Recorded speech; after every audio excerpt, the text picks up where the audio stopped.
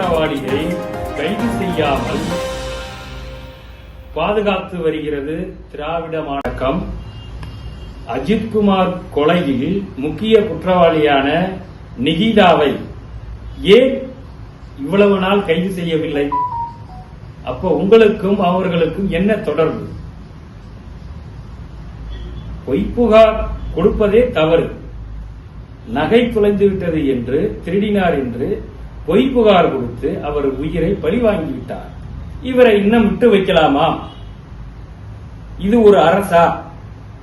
நீங்கள் கைது பண்ணினாலும் பிரச்சனை, கைது செய்யவில்லை என்றாலும் பிரச்சனை. ஆனால் நீதிபதி விசாரித்து வருகிறார், நிச்சயம் கைது செய்யப்படுவார். நீங்கள் நீண்ட நாள் இவரை காப்பாற்ற முடியாது. என்ன பிரச்சனைன்னா, இது மாதிரி பொய் புகார் கொடுத்து நிறைய பேர் பாதிக்கப்பட்டிருக்காங்க. பொய் புகார்னு தெரிஞ்ச நீங்க ஏன் விட்டீங்க? அந்த அம்மா மேல எத்தனை கேஸ் இருக்கு? பண மோசடி வழக்கு. இதுக்கெல்லாம் பின்னணியா?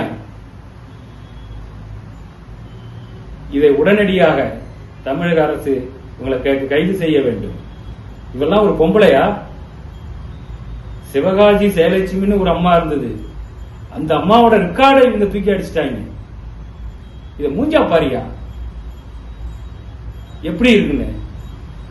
எங்க அண்ணன் திருமாரஞ்சி எப்படிதான் இது கூட குடும்பம் நடத்தினாருன்னு தெரியல. பாவம், அவரே நொந்து போய் பேட்டி கொடுக்கிறாரு.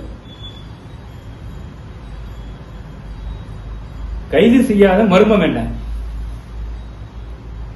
மீண்டும் சந்திப்போம்.